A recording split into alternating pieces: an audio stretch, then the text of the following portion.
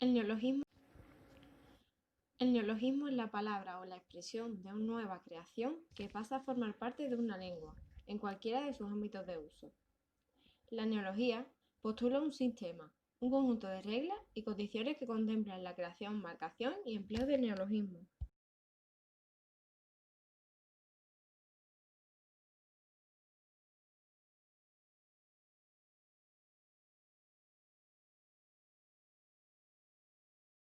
Los neologismos por creación interna.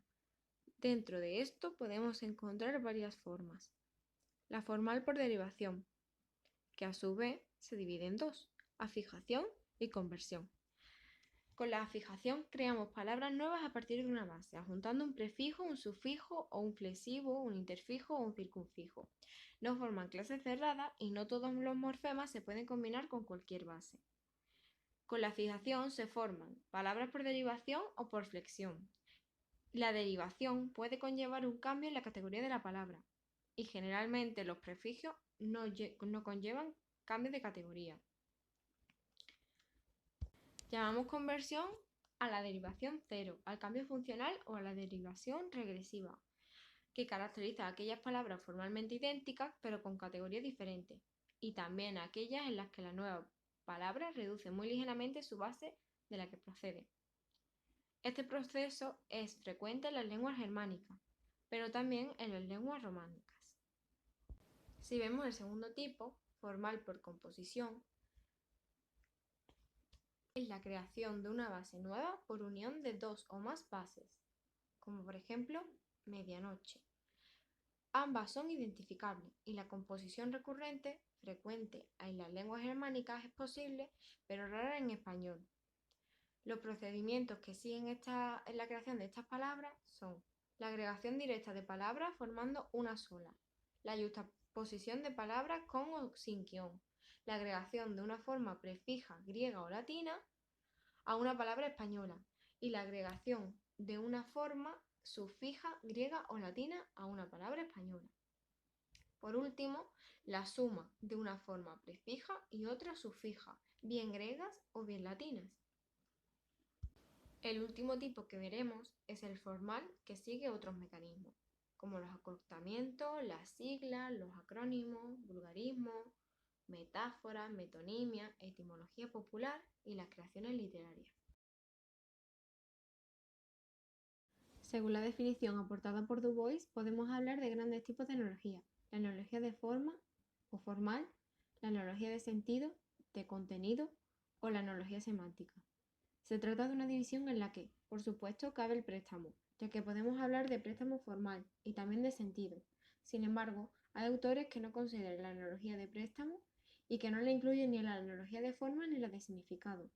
Auger y Rousseau distinguen tres tipos de neología: la neología de forma, que consiste en la fabricación de nuevas unidades léxicas a partir de elementos que pertenecen a un sistema morfológico de la lengua en cuestión, o sistemas extranjeros antiguos como el latín o el griego, o actuales como el inglés o el alemán. La neología de significado, que consiste en utilizar un término ya existente con un contenido semántico nuevo. Y por último, la neología de préstamo, que consiste en transferir a una lengua un elemento léxico ya formado, perteneciente a una lengua extranjera viva como el inglés o muerta como el latín. Si hay un rasgo común en la mayoría de las clasificaciones es que todas coinciden en separar los neologismos de origen extranjero de las creaciones basadas en la forma y de las basadas en el sentido. Bermúdez Fernández propone una distinción entre neología intralingüística, originada en el seno de la lengua, y la neología interlingüística, surgida del contacto de dos sistemas distintos. Cada uno de estos dos tipos de neología puede subdividirse en creaciones de forma y de sentido, pero ambas tienen en común el ser objeto de un sentimiento neológico por parte de la comunidad hablante, que los identifica y los cataloga como palabras nuevas. Partiendo del concepto de préstamo como una forma más de neología, ha sido precisamente la lectura de las entradas lengua y romance la que nos permite que en el tesoro de la lengua castellana o española podamos establecer la distinción a la que nos referíamos antes entre préstamo lingüístico como palabra asimilada en el patrimonio léxico frente a la palabra extranjera como palabra no asimilada. Estas últimas son clasificadas por Covarrubias por extranjerismo. Cuando se importa un concepto o un objeto nuevo, para el cual no hay término existente en la lengua receptora, caben, como decíamos más arriba, dos soluciones. La primera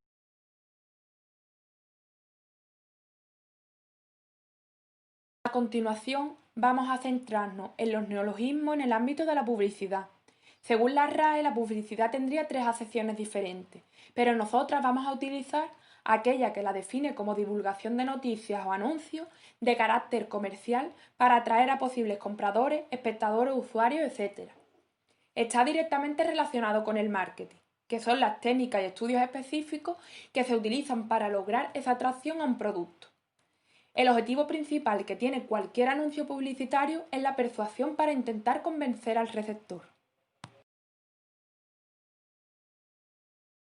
Ahora vamos a ver las principales funciones de la publicidad según Ferran Martínez, que están relacionadas con la pragmática y serían la función fática, que consiste fundamentalmente en captar la atención del receptor, estableciendo contacto con él.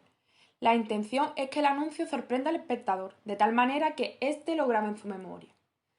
En segundo lugar, tendríamos la función apelativa persuasiva, que pretende orientar al receptor para que compre el producto. Esta sería la principal función de los anuncios publicitarios. Y por último, tendríamos la función referencial, que tiene el objetivo de presentar el producto a través de las imágenes. Ahora nos vamos a centrar en el eslogan publicitario, que se caracteriza por su brevedad y se presenta con el objetivo de causar una reacción directa en su receptor y que incluso lo memorice. Según Adam y Bohn, el eslogan publicitario se encuentra presente en la mayoría de los anuncios y se suele dividir en dos subcategorías.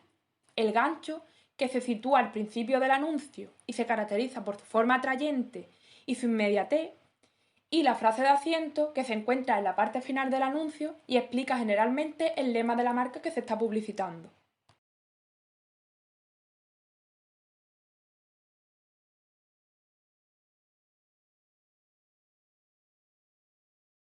A continuación, vamos a ver algunas de las características principales del lenguaje publicitario. Una de ellas es que el lenguaje publicitario tiende a la innovación a través de la creación de neologismos.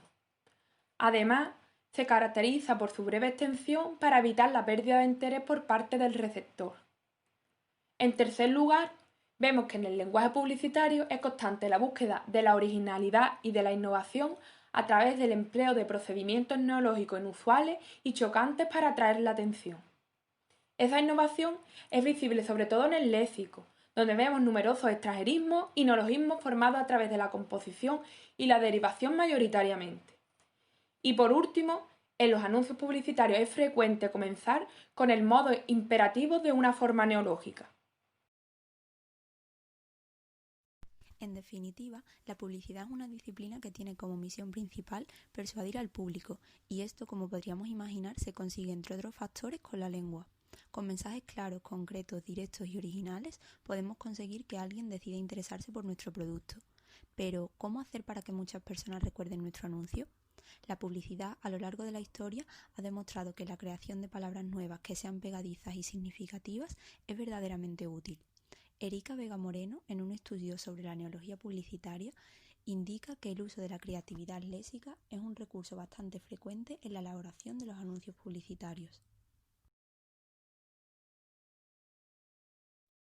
La filóloga Montero Curiel afirma que la tendencia a la innovación se manifiesta de forma especial en el vocabulario a través de la creación de neologismos y que este es uno de los más innovadores y más ricos recursos creativos.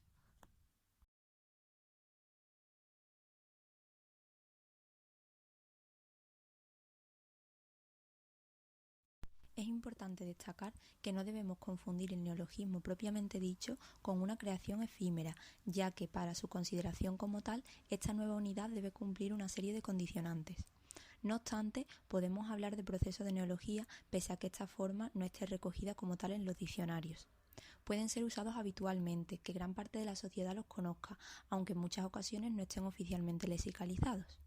No debemos olvidar que la lengua está viva, en continuo movimiento, y no es estrictamente necesario que el diccionario recoja el nuevo término para poder hablar de un proceso de neología. Esto lo veremos a continuación en los ejemplos tomados de anuncios y carteles publicitarios.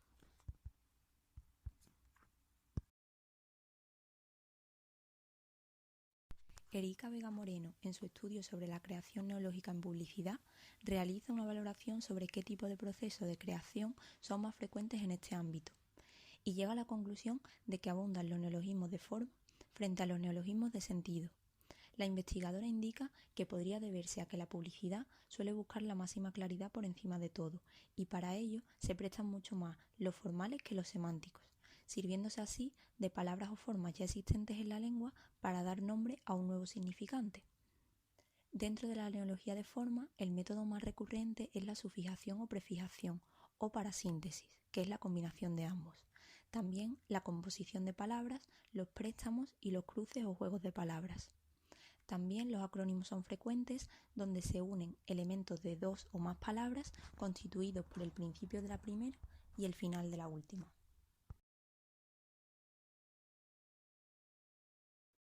Además de esto, las categorías gramaticales que más se prestan a los mensajes publicitarios son los sustantivos, los adjetivos y los verbos. Los sustantivos son imprescindibles ya que sirven para denominar el producto o el servicio. Los adjetivos son aquellos que califican y describen a los sustantivos y por ello sirven para resaltar las funciones y características de los productos publicitados. Finalmente, los verbos son quizás los más prescindibles, ya que sin ellos el mensaje puede entenderse, pero también se utilizan para dar consejos o describir cualidades. Las demás categorías gramaticales son menos frecuentes porque son menos económicas, aunque también aparecen en ocasiones. La búsqueda de anuncios publicitarios nos ha permitido valorar estos datos, tal y como explicaremos a continuación, ejemplificando con algunos de ellos.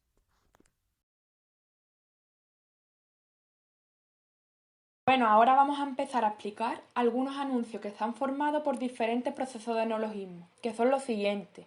En primer lugar tenemos Vueling, que es un neologismo de una empresa de aerolínea española, formado por la raíz española del sustantivo vuelo, a la que se le añade el sufijo ing, procedente del inglés. Vemos que el español se ha enriquecido mucho últimamente por la tendencia de formar palabras con el sufijo ing, por lo que Vueling es un neologismo formado por derivación y a la vez por un préstamo del sufijo ing del inglés. Aquí tenemos libre comprador, que es un neologismo de la compañía española de supermercados Capravo, formado por las palabras libre y comprador, por lo que se trata de un neologismo creado por composición. Hola libre comprador es un lema creado por esta empresa para defender y reivindicar la libertad de los consumidores a la hora de comprar. Ya te como es un neologismo de forma, creado mediante la composición de palabras ya, un adverbio de tiempo, te, pronombre personal, y como, verbo. Esta original unión ha generado un nombre que define a un tipo de sopa precocinada. Actualmente, gran parte de la sociedad, al escuchar, por ejemplo, voy a cenar un ya te como, saben a qué comida se refiere. Esta palabra no está lexicalizada, pero sí hay un proceso de neología. Por otra parte, seguro que alguna vez habéis escuchado tómate un Kit Kat, lo necesitas. En un principio, la forma Kit Kat viene del japonés, por lo que podría ser un préstamo, que hace referencia a una chocolatina. Luego, una campaña inglesa creó el eslogan Take a break, take a Kit Kat.